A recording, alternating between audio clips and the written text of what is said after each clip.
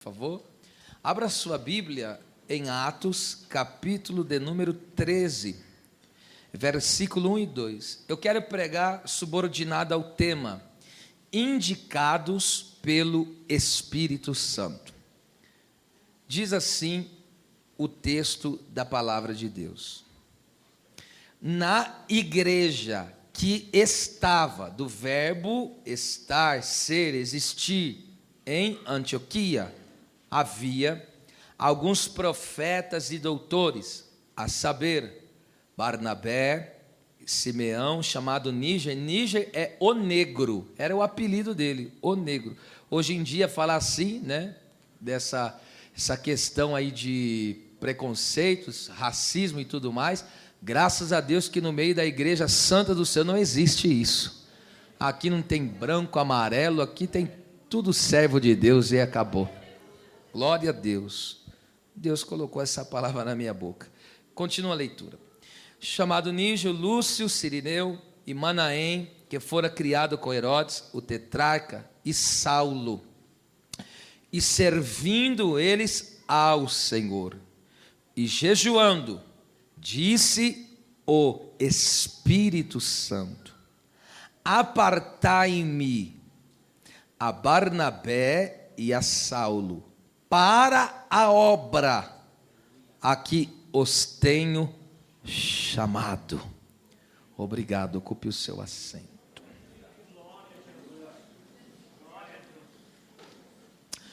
No capítulo de número 7 de Atos, a Bíblia diz que Estevão foi morto, apedrejado diante dos seus algozes, os religiosos que não aceitaram a Jesus, que não receberam em sua vida Jesus, que não colocaram a sua fé em Jesus, o Filho de Deus, aquele que morreu e ao terceiro dia ressuscitou.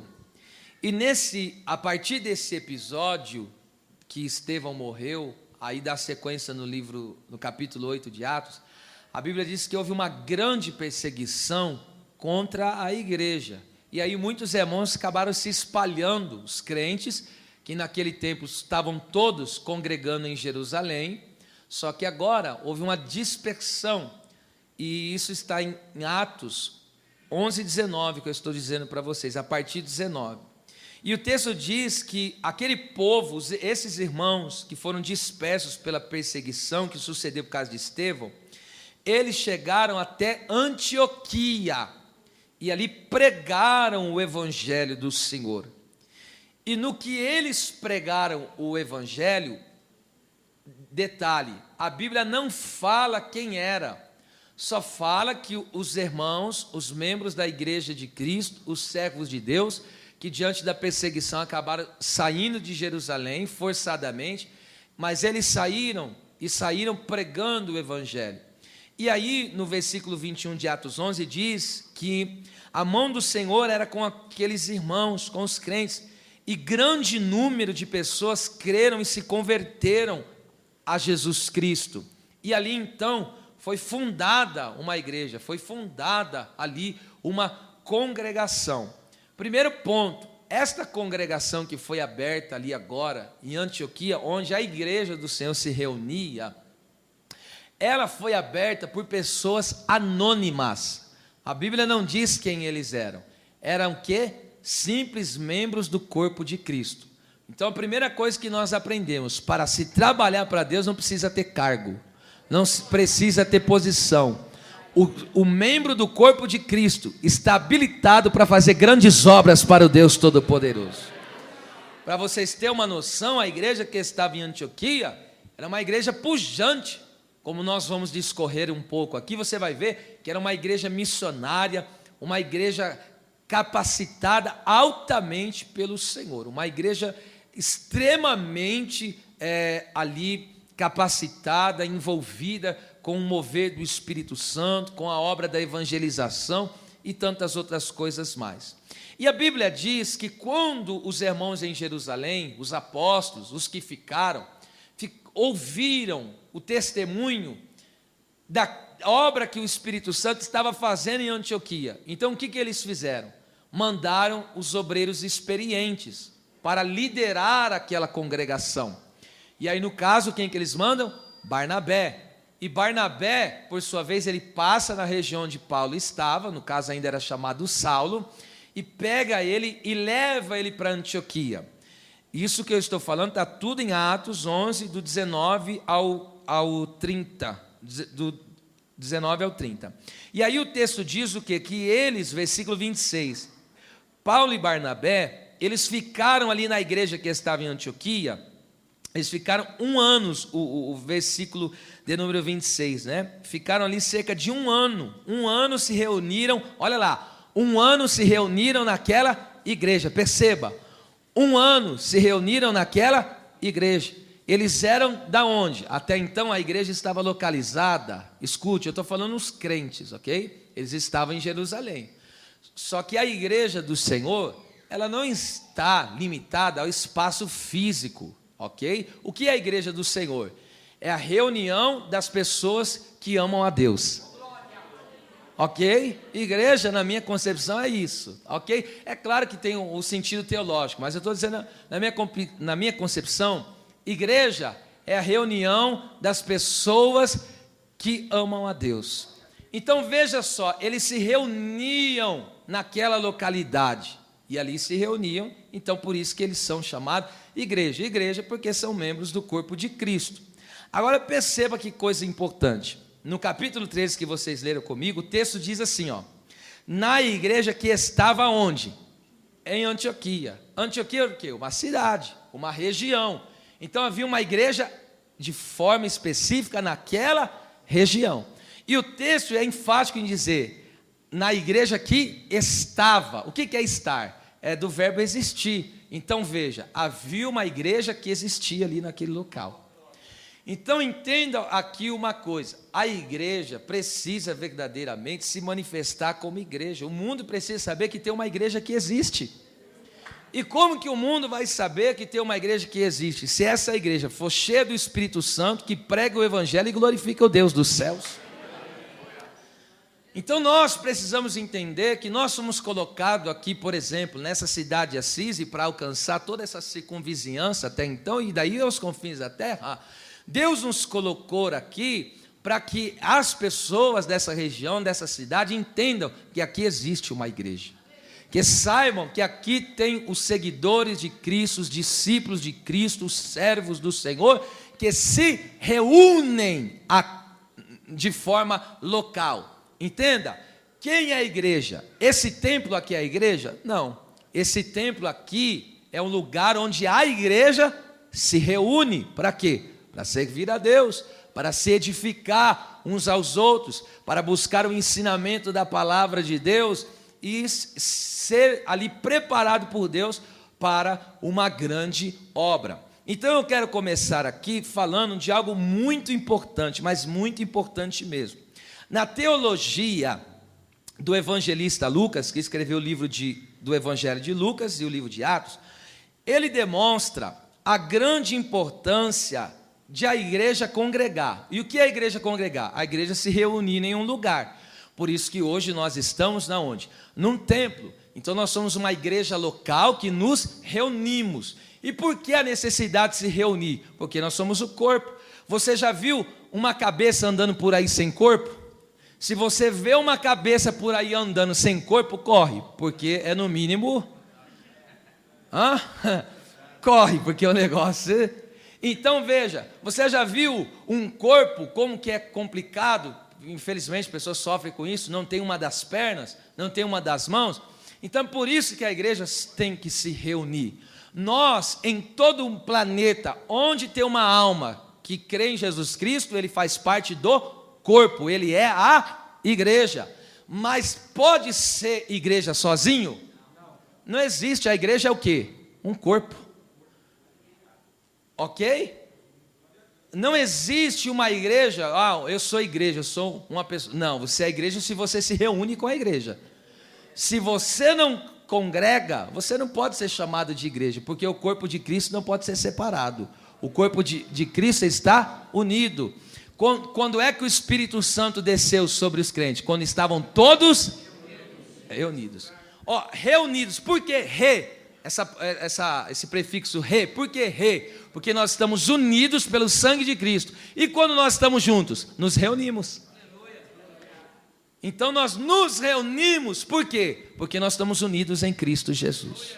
Vou pedir de novo, melhora o som para mim. Abre, está muito preso. Eu deixei bom aí no começo do culto, mas alteraram. Por favor.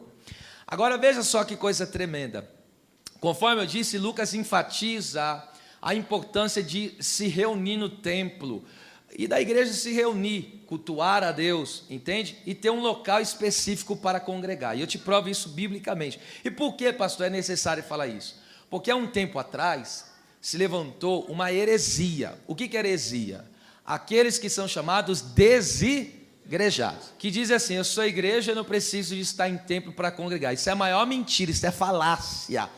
Isso é falácia, é uma heresia, é um erro teológico e deve ser refutado pela palavra de Deus e rejeitado esse tipo de ensino. Porque você sabe que esse movimento ele está crescendo a cada vez mais no Brasil, por umas vertentes do judaísmo messiânico, que é pseudo, não é nada messiânico, porque eles não estão centrados de fato em Cristo e no seu evangelho, e também existe outras correntes, ok? De pessoas que, por exemplo, existe um homem aí, que eu não quero citar o nome dele, mas vou citando porque ele prega contra o evangelho, um homem chamado Caio Fábio.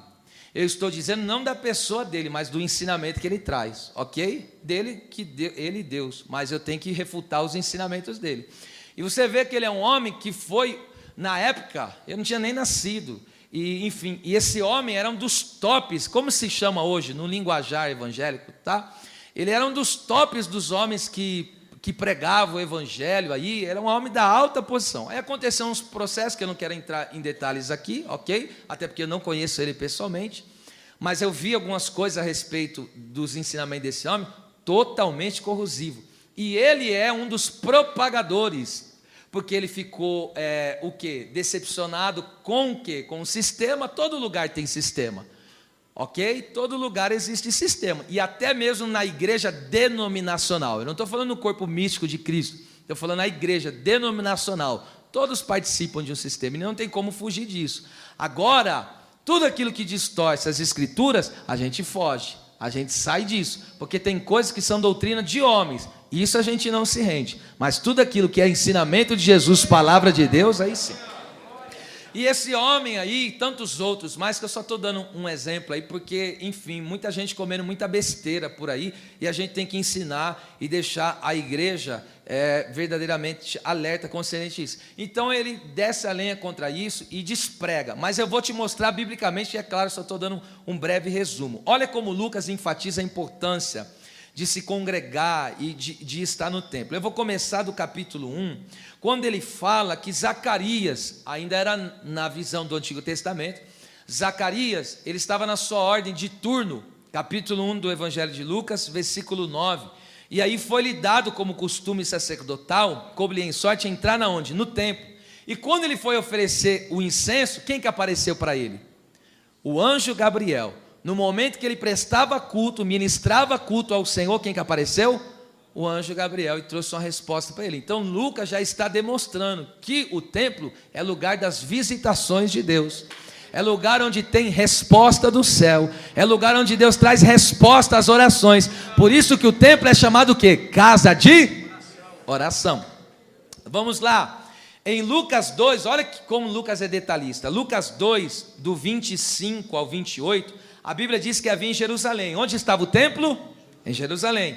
Um homem cujo nome era Simeão. Este homem era justo, olha lá, temente a Deus, esperando a consolação de Israel, que é Jesus. E o Espírito Santo estava sobre ele, e fora-lhe revelado pelo Espírito Santo que ele não morreria antes de ter visto Cristo do Senhor. Agora olha 27, e pelo Espírito foi aonde? Foi ao templo. Então pelo Espírito ele foi aonde? Ao templo. E quem que ele encontrou lá no templo? Jesus nos braços de Maria. Então para que eu venho no templo me reunir como igreja? Para contemplar Jesus. Porque se a minha finalidade de estar aqui nesse templo não for conhecer Jesus, não for me relacionar com Jesus, eu estou perdendo o meu tempo. Até porque o que eu estou ensinando aqui, não estou ensinando você a ser um frequentador de culto, eu estou ensinando você a ser igreja. Ok? Eu já disse isso várias vezes, não é porque tem pessoa que entra no culto que ela é igreja, assim como você entra numa garagem, você não virou um carro. Ok? Você entrou no McDonald's e nem por isso virou hambúrguer. Ok?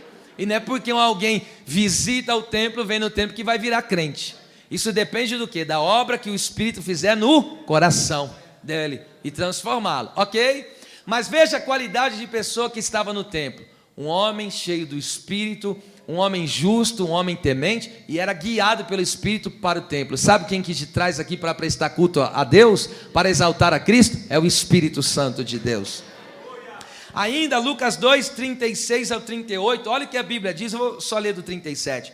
E era uma viúva, a Ana, filha de Fanuel, né, da tribo de Aser, ela era de quase 84 anos, olha o que diz o texto: não se afastava do templo, servindo a Deus em jejuns e orações, de noite e de dia. Veja, ela não se afastava do templo. E com o que ela foi recompensada? Com a presença de Jesus na vida dela, ok? E é claro, a presença de Jesus não está presa ao templo. Salomão, quando levantou o templo, o que ele falou? Nem os céus dos céus podem conter a sua glória. Deus não habita em templos feitos por mãos humanas. Então não é nessa casa, nesse templo que Deus habita, mas a glória dele se manifesta aqui.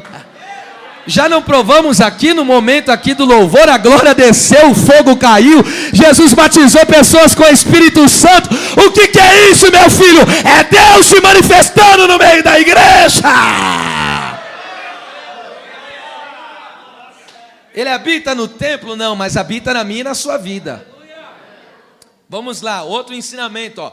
Lucas 2, 22, a Bíblia diz que Jesus foi apresentado no templo quando criança. Em Lucas 2, 42, a Bíblia Sagrada diz que Jesus, olha só que coisa linda, Jesus tinha 12 anos e subiram a Jerusalém, segundo o costume do dia da festa. O que é isso? Em Jerusalém, ser nas festas anuais, pelo menos no mínimo 3, né? As principais, Páscoa, Tabernáculos e Pentecostes. E Jesus estava sempre lá em Jerusalém. Quando os pais dele saíram e esqueceram ele, onde que foram encontrar Jesus? Encontraram Jesus aonde? No templo. Aí os pais dele questionaram, né? Maria e José questionaram: o que você está fazendo? Vocês não sabem que eu estou tratando das coisas de meu pai? Ou seja, quem vem no templo buscar Deus não é um desocupado, porque negócio, o que significa a palavra negócio? É negar o ócio, ou seja, você não é ocioso quando está congregando e servindo ao Deus Todo-Poderoso. Aleluia, congregar é coisa de alta importância, minha gente. Vamos lá, quem está comigo ainda, diga glória a Deus. Lucas 20, eu só estou mostrando a Bíblia, hein? Ainda não falando de Jesus, Lucas 4,16, o que acontece? Você sabe que, onde que era a igreja sede, para vocês entenderem? Jerusalém. Mas quando o povo morava em outras regiões, aí tinha que abrir o quê? As chamadas sinagogas. Aí quando tinha pelo menos um número de 12 pessoas, se abria uma sinagoga. Olha o que está escrito. Jesus, aonde que ele foi criado? Em Nazaré, era a região onde ele estava morando. Ele nasceu em Belém, foi criado em Nazaré. Olha o que diz o texto. E chegando a Nazaré, onde fora criado, entrou num dia de sábado, segundo o seu costume, porque sábado era dia de culto para o judeu. E Jesus é judeu, ok? Humanamente falando. E na sinagoga, se levantou-se para ler. Então Jesus, no dia de sábado, ele tinha o costume de fazer o quê? Congregar. Ele não morava em Nazaré? Olha o que diz o texto, ó, onde fora criado, entrou no dia de sábado, segundo o seu costume. Jesus costumava congregar, meu filho. Entende? Outro texto, vamos lá, eu vou chegando. Lucas 24, já vou terminar esse ponto aqui, tá ok? Lucas 24, 53, depois que Jesus subiu ao céu e abençoou os discípulos estão lá abençoados, os quase 120, ok? Que vão se reunir. Olha, depois que Jesus subiu ao céu, olha como que eles viviam. E estavam quando? Sempre, na onde? No templo, louvando e bendizendo a Deus. Amém. Ele estava algumas vezes? Sempre no templo. Agora veja, partindo para o livro de Atos, a igreja, agora, 3.000 almas se converteram. Quem lembra do sermão que Pedro pregou? 3.000 almas se converteram, foram batizados naquele dia, foram batizados, né? Quase 3.000 almas chegou o número ali dos salvos. Olha o que diz o viver da igreja naqueles dias, olha o que diz 2,46, olha como que eles viviam depois do batismo, 2,46 de Atos, e perseverando unânimes todos os dias na onde? No templo. Depois do batismo, todos os dias estavam no templo. Agora veja só, outra coisa que eu quero explicar para encerrar esse ponto. Atos 3:1, Pedro e João faziam o quê? Subiam juntos à hora da oração, às 3 da tarde. Subiam na onde? No templo. Agora Atos 5:42, eu encerro aqui. Atos 5:42. Olha só o que diz a Bíblia Sagrada. Isso aqui é importante demais, gente. E todos os dias, leia comigo, 3, 2, 1. E todos os dias, no templo e nas casas, não cessavam de ensinar e de anunciar. Todo dia onde? Nos templos e no templo e na casa. Aí vem uma pergunta, por que chegou uma hora que a igreja começou só a cultuar dentro das casas? Porque o Império Romano, os religiosos também começaram a perseguir a igreja. Agora imagine naqueles tempos, se eles tinham ódio de crente, eles vão alugar um salão para os crentes ir lá fazer culto? Se eles eram perseguidos, eles cultuavam dentro da onde? Das casas. Aí depois, isso foi no primeiro século, no começo da igreja, eles congregavam no templo, mas devido às perseguições, as pessoas não abriam mais espaço para eles ter o templo. E é o que fizeram? Começaram a congregar dentro das suas casas. Como é que nós começamos as 2 igrejas que abrimos? Na casa, no ponto de pregação. A igreja começou assim, dentro das casas. Na verdade, começou nos templos, ok? E aí depois foi para as casas devido às perseguições, ok? Mas então entenda uma coisa, a igreja é a reunião dos santos, é a reunião daqueles que creem em Jesus Cristo, é a reunião daqueles que professam a fé em Jesus Cristo e amam a Deus acima de todas as coisas, louvado seja o nome do Senhor.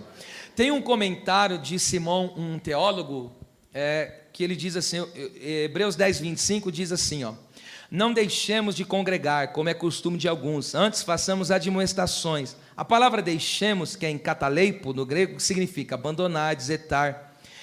Olha só o comentário de Simão Kistemaker, ele diz: uma das primeiras indicações da falta de amor de um cristão para com Deus e para com o próximo é ausentar-se dos serviços de adoração no templo. Ele abandona a obrigação comunal de participar desses encontros e exibe sintomas de orgulho e egoísmo. É forte demais. Então, por que existem pessoas que aderem a essa teologia dos desigrejados? Porque são egoístas. Porque nós temos que participar da vida comunal da igreja. Agora imagine se o grupo de louvor estivesse como louvaram aqui tremendamente hoje, e só tivesse eles tocando aqui dentro. Então entende que a igreja é uma reunião dos santos, e eles tocaram, mas a igreja está aqui. E aí o que aconteceu? O fogo caiu, o poder desceu, a profecia foi gerada. E se essa pessoa estivesse na casa dela e não estivesse no culto, ok? É claro que eu posso me edificar, ler na palavra, ter uma vida com Deus, e a vida cristã não se resume dentro do templo. É claro que a vida cristã é uma vida diária com Deus, ok? Mas que fique bem patenteado. Deus quer que a igreja se reúne no templo, adore, cultue, celebre, sirva a Ele de todo o coração, e louvado e bendito seja o nome do Senhor. Então, se hoje fosse uma escrita, uma carta, como João ali enviou as cartas que ele escreveu pela mando do Senhor Jesus, ao anjo do Senhor que está onde? Em Éfeso, e a igreja do Senhor que está em Éfeso, em Esmina. Veja, cada local tinha uma igreja, cada cidade tinha uma igreja, e eles enviavam uma carta. O anjo ali é o pastor local da igreja, ok? Então o pastor local que respondia por aquela congregação. Sabe por que tem pessoa que quer ser um desigrejado? Porque ele não quer ter obediência, não quer seguir Hebreus 13:17, obedecer aos vossos líderes. Ele não quer ter compromisso. Eu tive esses dias com a minha esposa, olha lá, esses dias, e Deus nos deu a oportunidade de estar numa fazendinha, e tinha bodes e ovelhas juntos. Eu tenho até um vidinho aqui, eu gravei. Sabe o que aconteceu? Escute. Nós passamos, nós desacreditamos, os bodes começaram a dar cabeçada um no outro, pá, pá. Eles não conseguem viver em comunidade. Qualquer coisa, eles pá, pá. As ovelhas, um potinho. Até o André me mandou hoje, até corroborou com o que eu tinha ouvido, um vidinho que ele mandou. Mas escute, e aí, estavam as ovelhinhas. Tinha um negocinho que eles estavam se alimentando, tudo quietinha, comendo, tudo esperando uma outra, e se alinhando ali, e os bodes quebrando pau. Pá, pá. Eu estou com o vídeo, depois quem quiser eu mando para você. Está vendo quem tem dificuldade de congregar? É os bodes. Porque o bode quer dar cabeçada em tudo que é lado. Cabeçada para cá. Agora as ovelhas gostam de estar junto. Se alimentando na presença do Senhor. Recebendo as instruções, os ensinamentos para cumprir a vontade de Deus. Ok, vamos adiante. Até me delonguei um pouco nesse ponto. Segundo ponto, havia, voltando em Atos 13, havia nesta igreja, glória a Deus, havia alguns profetas e doutores. Olha só que lindo. O que são os profetas e doutores? Quando você lê Efésios 4:11, a Bíblia diz assim: e Jesus, subindo ao alto, levou cativo o cativeiro e deu dons aos homens. Uns ele deu para apóstolos, outros profetas, outros evangelistas, outros pastores e mestres. Esses são 5 ministérios, ok? É por isso que eu acredito que a forma bíblica é o quê? Veja só, apóstolo é dom, profeta é dom, evangelista é dom, ok? Tudo isso, essas classificações são dons. Então você já veja, pastor não é cargo, pastor é dom.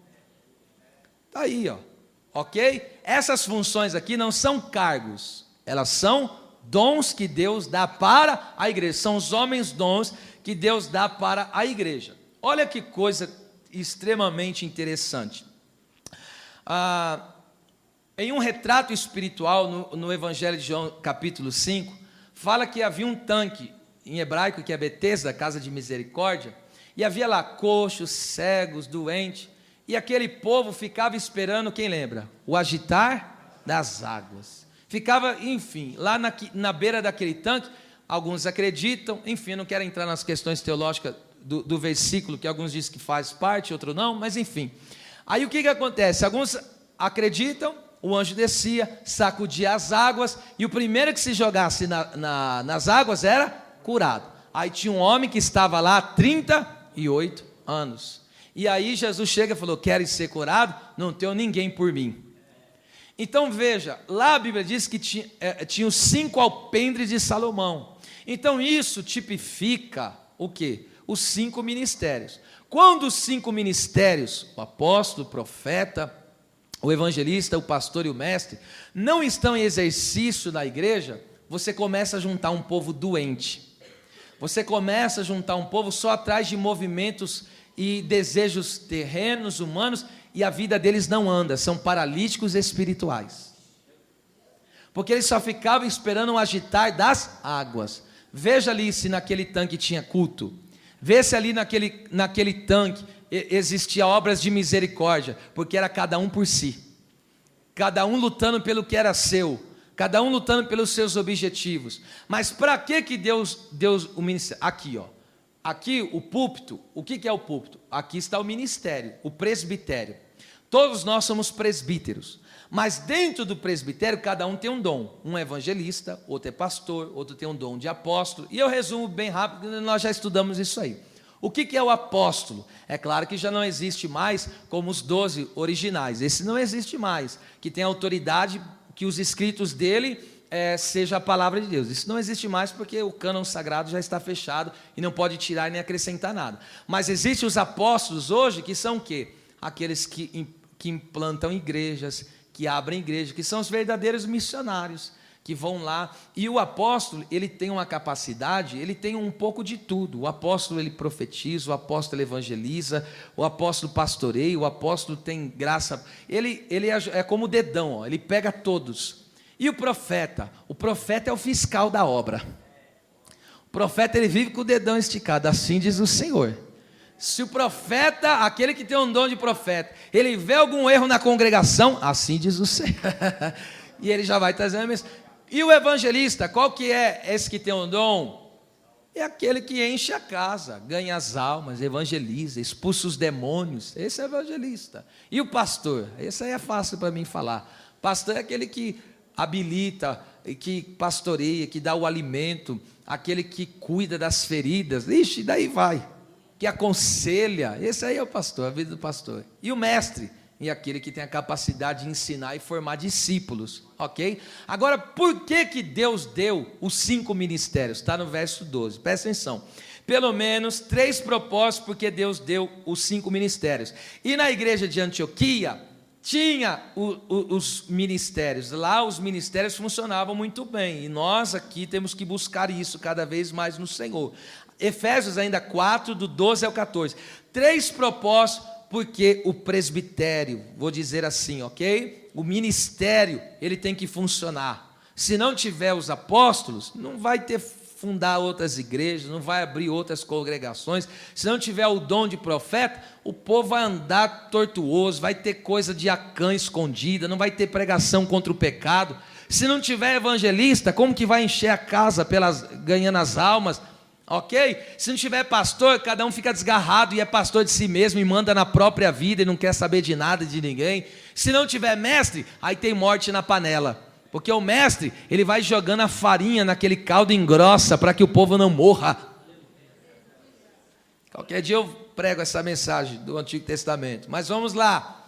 Agora escute, verso 12, primeiro propósito, porque Deus deu os homens dons para a igreja, olha lá, querendo o aperfeiçoamento dos santos para a obra do ministério, para a edificação do corpo de Cristo. Então, primeiro propósito, que Deus deu o ministério para aperfeiçoamento dos santos. Santos aqui é os crentes, é os membros da igreja. Agora escute, a palavra aperfeiçoamento aí é katartismos no grego, que significa capacitação completa, tornar completamente pronto, tornar alguém totalmente qualificado para fazer algo, aparelhar, ou seja, pôr em condições de uso ou de funcionamento. Então, através dessa manifestação dos 5 ministérios, a igreja vai sendo equipada. A igreja vai sendo habilitada, capacitada para quê? Para a obra do ministério. O que é obra? Serviço, ocupação. Então, quando os 5 ministérios não funcionam, nós temos uma igreja de membros desocupados, desqualificados, que não tem qualificação para a obra, para o serviço do ministério. Mas quando Deus habilita a igreja pela sua palavra, quando Deus habilita, Deus, aleluia, usa os seus obreiros, o Senhor habilita os seus obreiros, a palavra é ensinada, a palavra é pregada, então cada membro vai sendo habilitado, capacitado, aleluia, para ser usado pelo Deus Todo-Poderoso.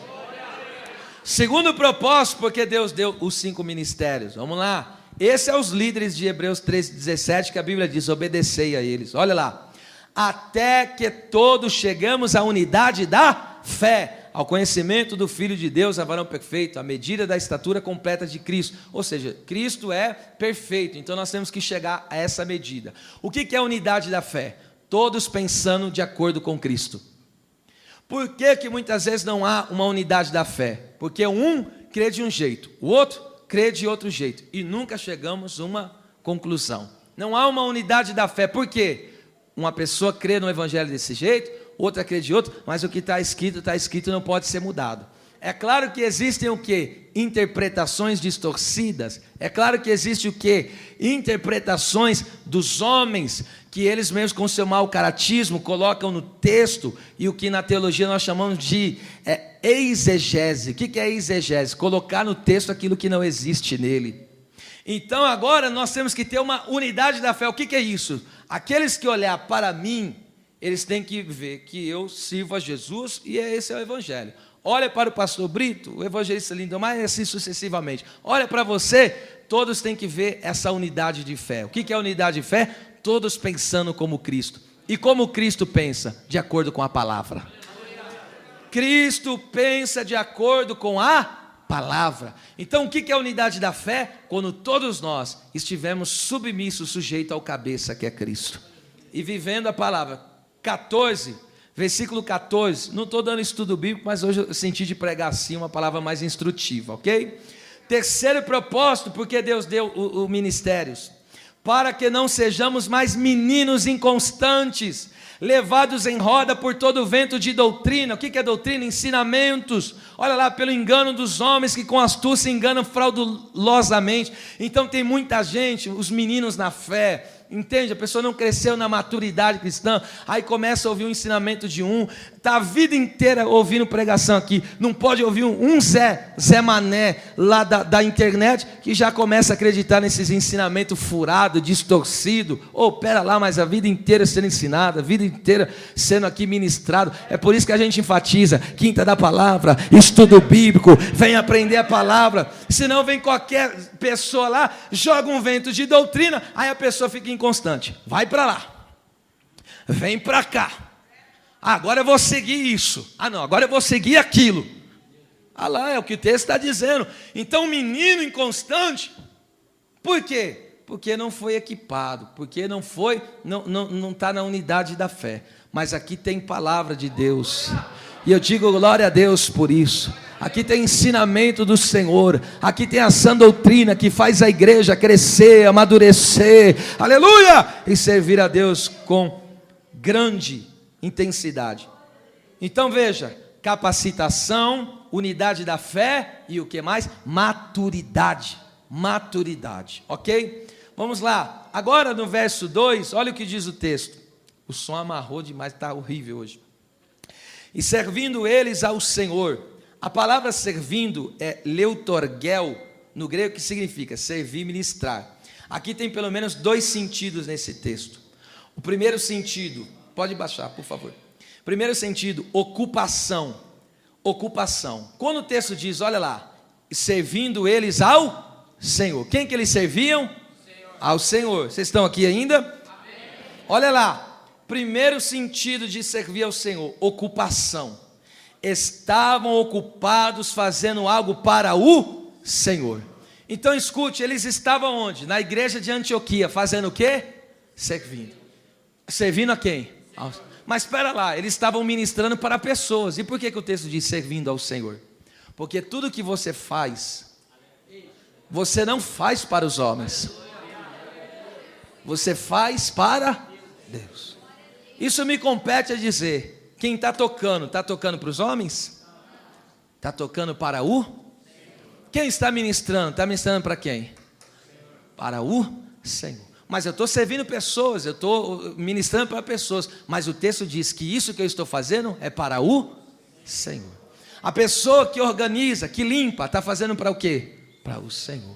A pessoa que está no estacionamento atendendo, os obreiros atendendo na porta, a pessoa que está liderando os departamentos, o que está fazendo isso para quem?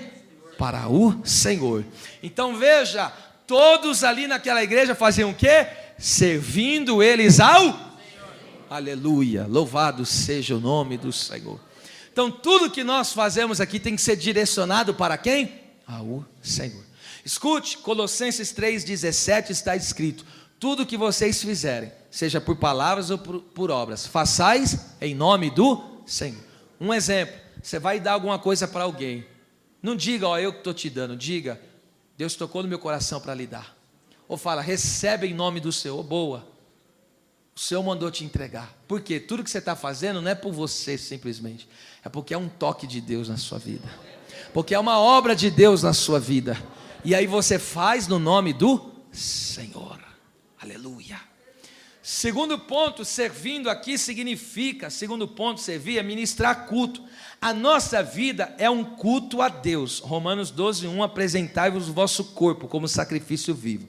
Somos chamados a servir a Deus em adoração, ok? Está escrito no Salmo 134, eis aqui, bendizei, adorai ao Senhor, todos vós servos do Senhor, que assistis, prestai assistência na casa do Senhor todas as noites, levantai as mãos do santuário e bendizei ao Senhor. Então nós estamos aqui prestando um serviço para Deus, mas como? Em adoração. O meu serviço que eu presto a Deus é em adoração.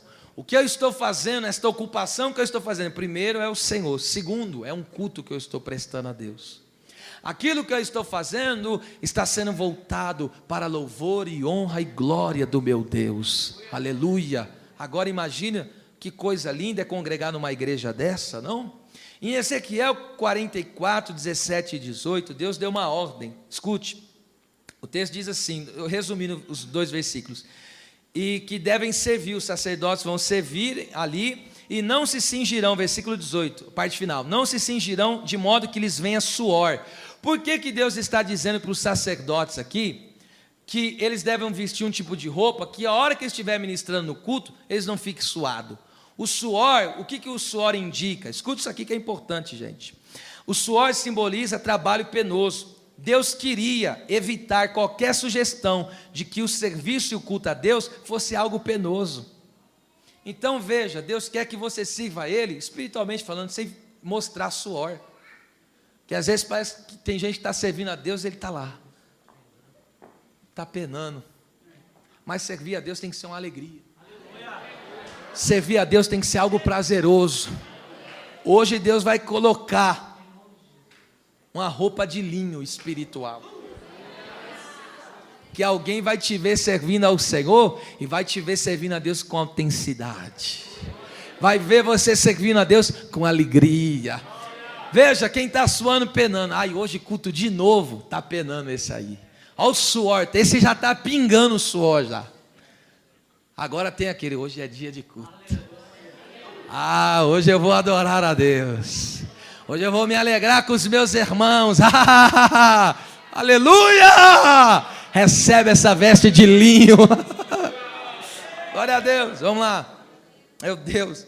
E o que esta igreja fazia, além de servir? Olha o que o texto diz aí, que lindo, e servindo eles ao Senhor, e jejuando, disse o Espírito Santo. Escute, jejum fala de fome e sede de Deus, busca pelo céu. Esse é o ambiente em que o Espírito Santo se manifesta no meio da igreja. Agora você está, veja, olha a visão, e é isso que eu oro a Deus e peço para Deus fazer cada vez mais em nosso meio. Uma igreja que tem fome de Deus, uma igreja que está ali para servir a Deus, uma igreja que está ali para adorar a Deus, para ministrar diante do Senhor. E olha que o texto diz, jejuando. O jejum é abstenção de alimentação, assim, de forma geral, é claro, dizendo. E aí o que acontece? Quando você jejua, você está dizendo, eu estou abrindo mão do terreno pelo celestial, eu estou abrindo mão do passageiro pelas coisas eternas. E aí você desfruta de uma comunhão maior com Deus, de uma afinidade maior com Deus. Então essa igreja que, veja, os ministros do altar daquela igreja, aquela igreja, como que eles serviam? Em jejum. Agora imagina um ambiente de busca, um ambiente de fome e sede de Deus, como que o Espírito Santo não vai falar? E como que o Espírito Santo falou? Ele desceu em um corpo físico e veio e falou? Não, ele usou quem estava na brecha. Quando o texto diz falou, disse o Espírito Santo tomou acredito que pode ser os profetas ou não, mas tomou um dos profetas e começou a falar no meio daquela congregação. Veja, o profeta falou, mas quem que estava dizendo? O Espírito. Você vê que aqui não tem voz de homem no negócio. Você vê aqui que tem voz do Espírito Santo bradando no meio daquela congregação. Aleluia, Deus vai tornar cada vez mais esse ambiente assim. Um ambiente onde você entra e você pode perceber, aqui tem fome de Deus. Aqui tem sede de Deus. Aqui as pessoas já ressuscitaram com Cristo e elas buscam as coisas do alto, elas pensam nas coisas do alto, elas são movidas pelas coisas celestiais. Essas pessoas são movidas por Deus. Aqui não tem um homem centrado. Aqui é um cristianismo autêntico. Aqui é cristologia. Aqui é Jesus é o centro. Aqui Ele é glorificado. Aqui Ele é exaltado. Aqui não tem negócio de autoajuda. Aqui não tem negócio de ficar passando a mão na cabeça de ser ninguém, idealizando pecado. Aqui é Jesus Cristo cura, Jesus Cristo salva, Jesus Cristo liberta, batiza com o Espírito Santo e já está vindo aí para nos buscar. Ambiente que o Espírito Santo fala, porque as pessoas quando estão, por isso que eu digo, o culto não começa na nossa reunião, o culto começa de quando nós viemos de casa. Ok, se eu sair de casa ruim, irmão, não tive um dia legal, fiquei fazendo coisas, só coisas terrenas, aí chegar no culto, aí você vê um fogo cai aqui, a glória desce aqui, a pessoa fica lá.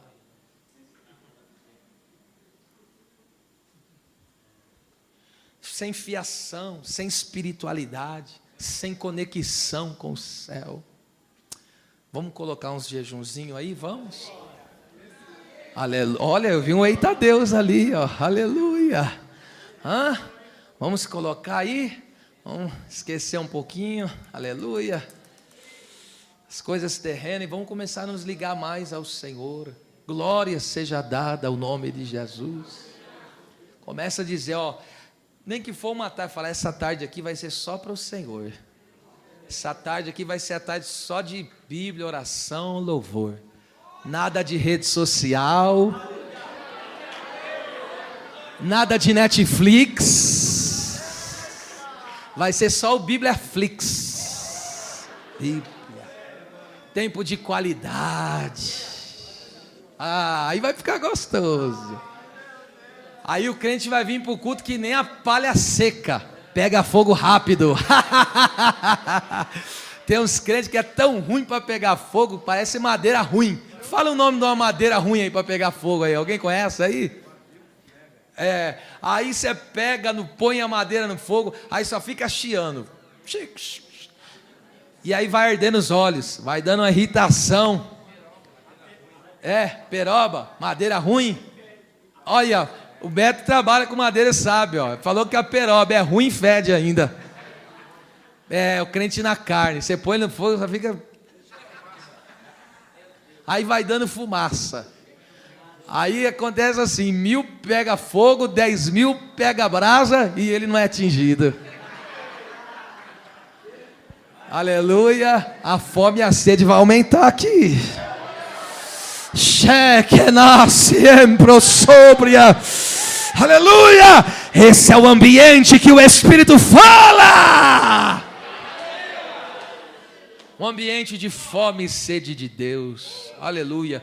Quem crê que Deus pode mudar para melhor a sua vida espiritual? Eu sou o primeiro a crer nesta palavra. Recebe com fé aí agora. Deus está te dando uma autoridade do céu. Açúcar, maceia, sua comunhão com Deus. Aleluia, vai desenrolar, meu filho. Vai crescer, vai crescer. Às vezes é tanta coisa. Estou corrido, o trabalho está atrasado, tem que fazer isso. Para. Hoje eu vou deixar isso aqui de lado. Hoje eu vou pôr o telefone no modo avião. Pum. Quero nem saber. Pá. Joga ele de canto e vai para os pés. Sai do modo Marta ativado e entra no modo Maria. Aos pés. Aleluia. O Espírito Santo fala na minha boca. Eu tenho te procurado já tem alguns dias. Eu tenho te chamado para uma comunhão comigo.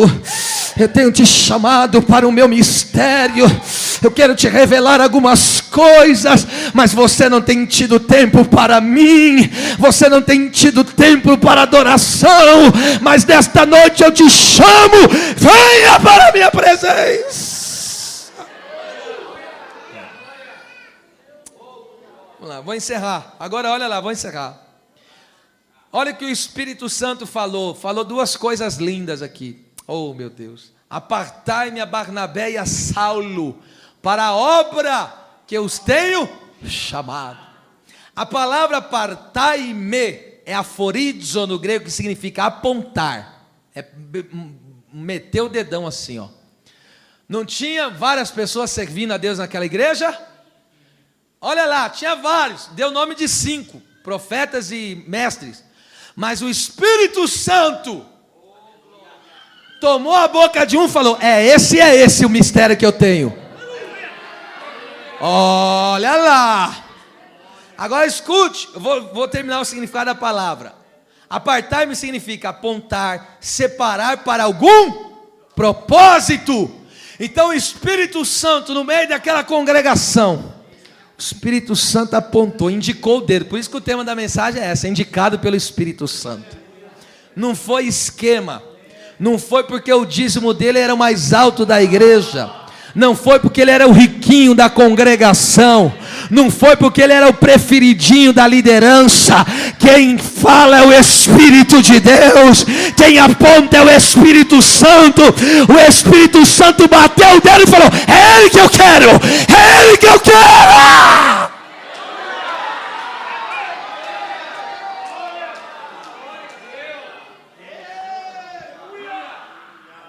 Se você analisar o versículo de número 1 aí que nós vemos no capítulo 13, olha como a colocação está. O texto diz assim, ó: Barnabé, Simão, Lúcio, Manaém, e quem que era o último da fila aí?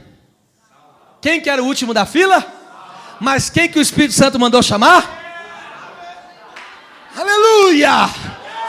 Aleluia! Aleluia! O Espírito Santo falou: eu quero o primeiro e eu quero o último. Venha, venha.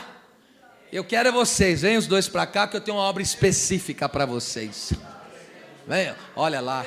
E hoje o dedo do Espírito Santo está apontando para alguém aqui nesta noite. Coremense entre canto rabacole serginácia. E agora escute, olha lá. Olha o que o texto diz: apartar-me para a obra. O que é a obra? Obra, meu querido irmão, obra é uma ocupação. Obra fala de trabalho, trabalho fala de ocupação. E qual é a maior ocupação do crente? Estou falando do seu trabalho, do seu serviço, é ganhar almas. Então ele bateu o dedo e falou: esses dois aqui eu estou separando. Para quê? Vai para as missões. Algo específico que o Espírito estava fazendo. Então é aqui, lembra, segundo Reis capítulo 4, os filhos trazia, a mãe enchia, o vaso cheio fazia o quê? Põe de lado, separa. Ah, pô, isso aqui está cheio, põe ele, faz a separação. Então o mistério é esse: você chega aqui vazio, aí você vai o quê? Congregando, vai sendo ensinado. Aí o Espírito Santo vai só enchendo, vai enchendo, vai enchendo, vai enchendo, vai enchendo, vai enchendo, vai enchendo, vai enchendo. A hora que o vaso está cheio, vem. Agora eu vou usar ele para um propósito. Agora eu vou. Aleluia. Quem pode, é profético isso aqui. Levante as duas mãos que uma só é pouca. E diga bem, mas diga forte se você tem fé para isso. Diga: Espírito Santo, me ache no meio desta multidão hoje.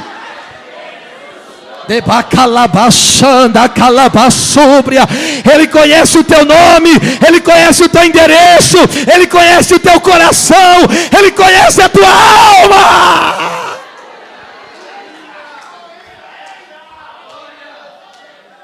Eu acho tremendo. Saulo, quem que era Saulo? Quem que era Saulo? Saulo, um delinquente. Saulo, um cruel. Estevão morreu apedrejado, ele quase, isso aqui é eu que estou acrescentando, quase que chutou Estevão. Pegou as vestes dele como se Estevão não fosse nada. Pegava mulheres e crianças e arrastava.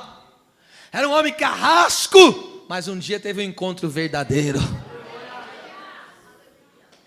Alguém poderia olhar para aquele delinquente sem vergonha e dizer: isso aí nunca vai prestar para nada. Mas o Espírito Santo falou: é essa porcaria que eu vou pegar, é esse delinquente que eu vou pegar. Quer que eu fale outras palavras? É esse drogado, é essa meretriz, é esse torto que eu vou pegar. Mas eu vou pegar ele, eu vou dar um jeito nele, eu vou derramar minha graça.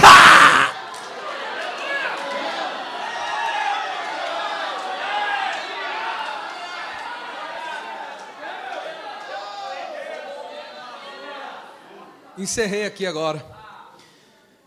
Para a obra que eu tenho chamado. A palavra grega aqui é proskaleomai, que significa chamar para si mesmo. Olha, chamar para si. Antes do Espírito Santo te separar para uma obra, Ele te chamou para quê? Para Ele. Deixa eu falar para você uma verdade aqui. Estou encerrando nesta palavra. Aleluia. Antes do Espírito Santo te chamar para desenvolver uma obra, o Espírito Santo te chamou para quem? Para Ele. Está dizendo, vem. Vem que eu vou te pegar. Vem que eu vou te abraçar. Vem que a gente vai se envolver, ó. Quem quer ser envolvido pela glória do Espírito de Deus? Eu vou dar esses 30 segundinhos para você adorar. Será que cabe mais um pouquinho depois de tanto que você recebeu aqui já no começo aqui do louvor?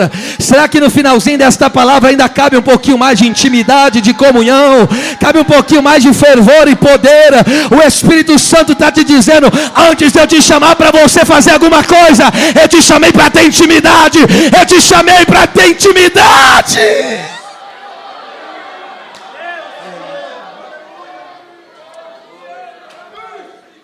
Vem para a comunhão. Vem para a comunhão. Vem para a intimidade. Vem se envolver. Vem chorar com Ele. Vem gemer com o Espírito Santo. Vem dizer para Ele: Tu és o meu amigo. Tu és o meu amado. Tu és o meu companheiro. Tu és o meu advogado. Tu és o meu guia. Tu és o meu sustento. Tu és o meu ânimo. Tu és a minha alegria. Tu és o gerador do fruto. Tu és o capacitado.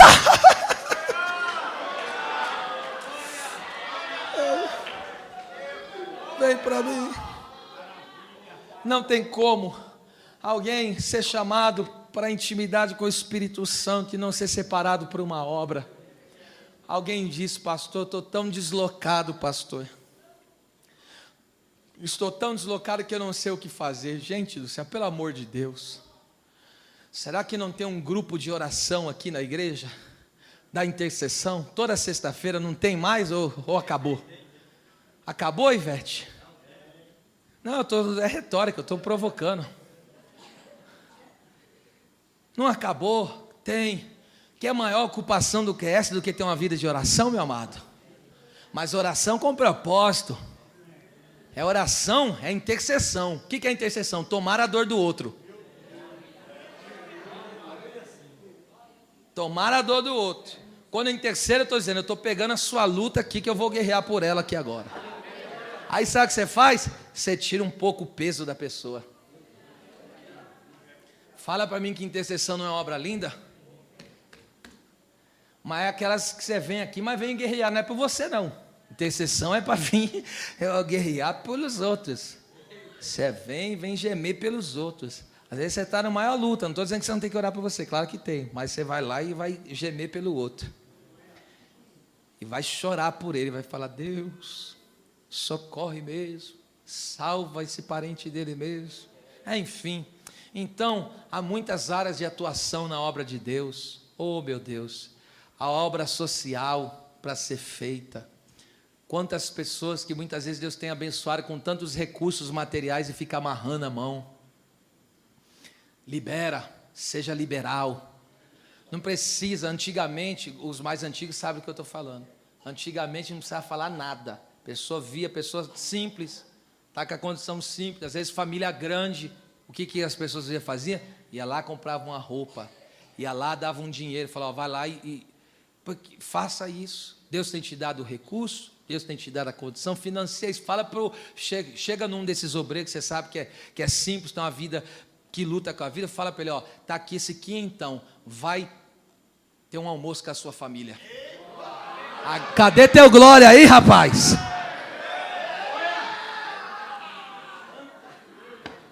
Vai lá, chega para ele lá, você vê lá, às vezes a irmã, com aquele vestido, aquela saia que já está até surrada. Não precisa ficar, aqui ninguém vem olhar a roupa de ninguém, eu nem sei que veste. Você falar para mim que roupa você vestiu outro dia, eu nem sei, porque eu nem reparo essas coisas, meu amado, nem sei. Nem eu sei o que eu visto, eu perguntei para mim: nossa, que terno que eu fui, que eu nem lembro. Ela falou: acho que você foi com aquele outro lá, para diversificar, né?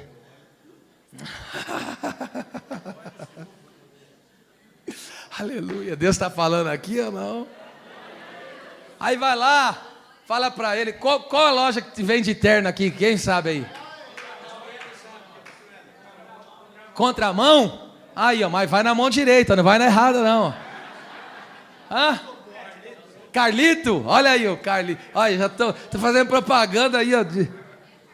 Aí vai lá, chega lá e fala para ele. Vai lá e chega para ele, fala, ó, vai lá. Pode pegar o terno lá, ó. Vai lá, que eu que vou pagar esse negócio aí. Vai lá no supermercado e deixa lá um vale de milão lá, ó. Vai lá encher o teu carrinho.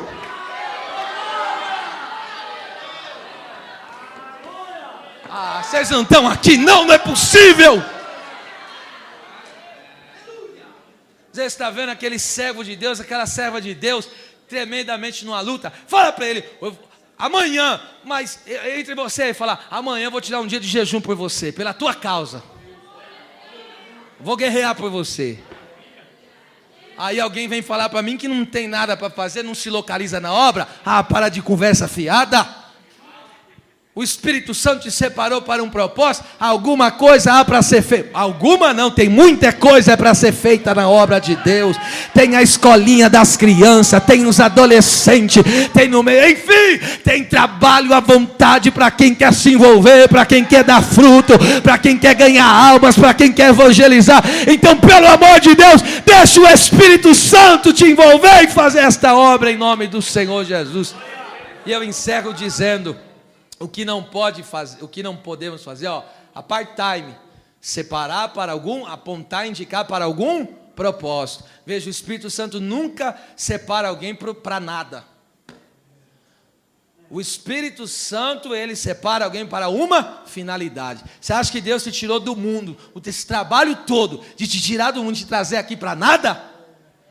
Acho que Deus te tirou aquela vida miserável que tu vivia, e eu também vivia uma vida porcalhona, horrível, e Ele foi lá e nos resgatou para chegar aqui e ficar a ver navios? Não, meu filho, o Espírito Santo te trouxe aqui, apontou o dedo dele e falou: é você que eu quero.